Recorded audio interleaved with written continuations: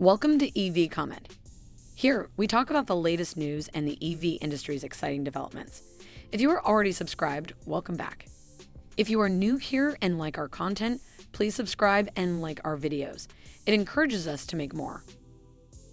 President Joe Biden set the aim of electric vehicles accounting for half of U.S. carmaker sales by 2030 late last year, which is critical if the country is to meet its climate targets under the Paris Agreement. To that goal, he and Democratic congressional partners recently enhanced the $7,500 tax credit for electric vehicles under the Inflation Reduction Act, extending it beyond early adopters to all EV sales over the next decade. Nobody knows how many cars will be eligible for reimbursement 2 months from now. To lessen the industry's reliance on China and its allies, the new law requires automakers to not only produce the cars, batteries, and the minerals that go into them in North America, but also to do so from nations with which the United States has free trade agreements. Tom Smith, an activist for electric vehicles in Austin, claimed that while looking for a new EV at a dealership, the salesman could not tell him which models might be eligible when the new regulations start to take effect next year. Even dealers don't know, he said. I was looking at this car the other day, and the dealer said you know much more about this than we do. The switch to electric vehicles has significant economic ramifications for Texas and could drastically reduce the demand for oil, which the state has always produced in large quantities. And while Biden might like to see a quick transition away from internal combustion engines, the Inflation Reduction Act's domestic content criteria may prevent that from happening. According to the Alliance for Automotive Innovation, which represents major manufacturers, not a single one of the 72 electric models now on the market in the United States will be eligible for the entire rebate when the new regulations take effect in the coming years. Furthermore, it's uncertain whether and when domestic supply chains would reach the threshold at which automakers would be eligible.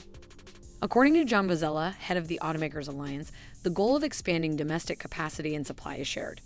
Still, the standards ought to be an encouragement to industrial base reform, not unattainable. The conflict between the law and the status quo is specifically the point for the Biden administration. According to the administration, the United States has grown excessively dependent on Chinese renewable energy technology manufacturers. It is necessary to compel the auto industry to shift its supply chains to North America. That would benefit local employees while safeguarding American energy security when ties between China and the United States are becoming tenser. Democrats amended the Inflation Reduction Act to include an advanced manufacturing tax credit to assist in defraying the cost of constructing battery and essential mineral production facilities in the United States.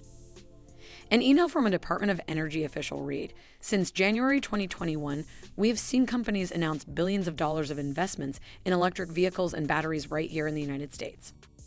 Based on industry announcements and analyst projections, we're convinced that U.S. battery manufacturing can expand to add more excellent American jobs and meet the president's electric vehicle objective, the statement reads. However, not everyone in the industry agrees with their optimism. An electric vehicle has a very long list of parts and materials. According to the Energy Department, a steady stream of new production sites totaling $84.2 billion have been announced by automakers like GM and Ford, battery manufacturers like Panasonic, and others in the past 20 months.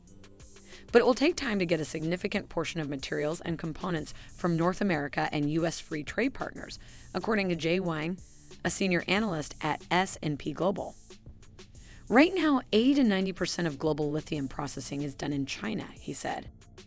It's possible manufacturers can shift battery production to North America and move supply chains around so, for instance, the lithium produced in Australia is processed in Indonesia instead of China.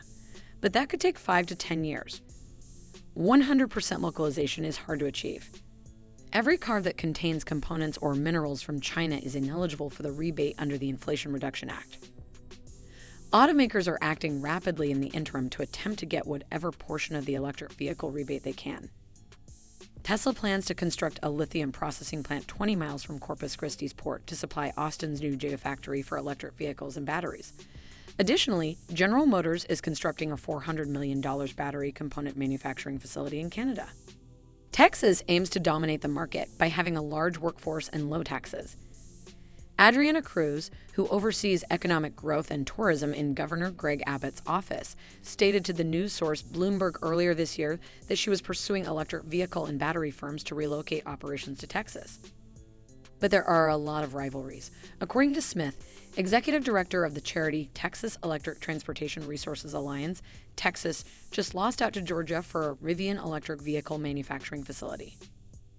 "We have the market and the manufacturing capability," he stated. "It's up to the governor and the legislature to find ways to lure them to Texas." Meanwhile, for China's auto market, electric isn't the future. It's the present. This year, the nation will sell more electric vehicles than the rest of the world combined as its home market outpaces the worldwide competition. China's electric car market did not begin to stand on its own until more than 10 years of infrastructure spending. Long-term investments and subsidies have been invested. According to Tu Le, general director of the Beijing-based firm Sino Auto Insights, the Chinese market is driven by competition and dynamism rather than government subsidies. "We have reached a point in China where we're competing on price. We're competing on features. So it's not a subsidy thing," Mr. Le said. "The market is taking over." China's top leader, Xi Jinping, claimed in 2014 that developing electric vehicles was the only way for his country to transition from a huge automobile country to an automobile power. China set an aggressive goal that stated that by 2025, electric vehicles would account for 20% of new car sales. China will likely sail by that target this year, 3 years ahead of schedule.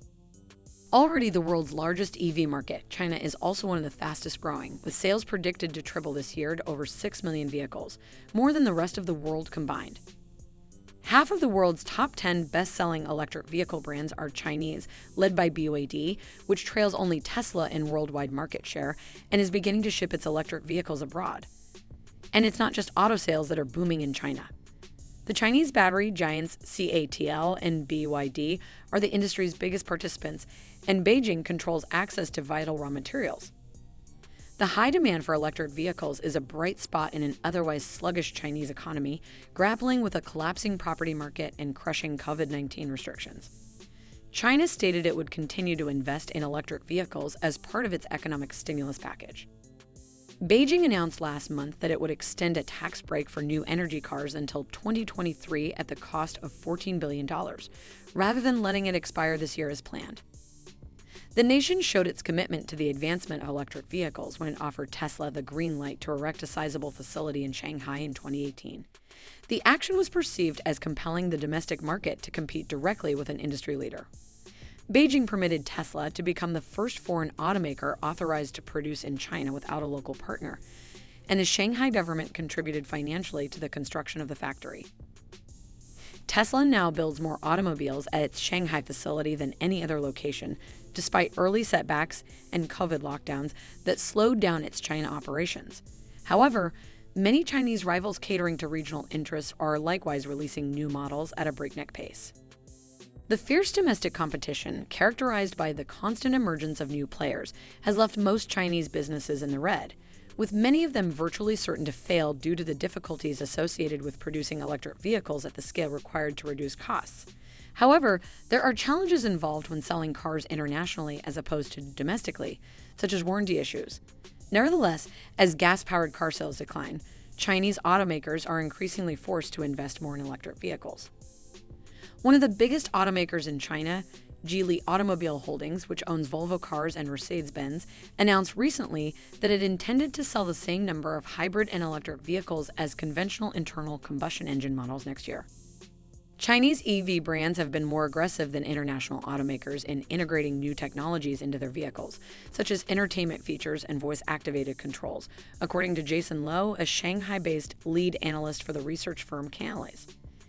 If you liked this video, hit the like button and send us your thoughts and comments in the comment section below. Be sure to subscribe for more. Thanks for watching.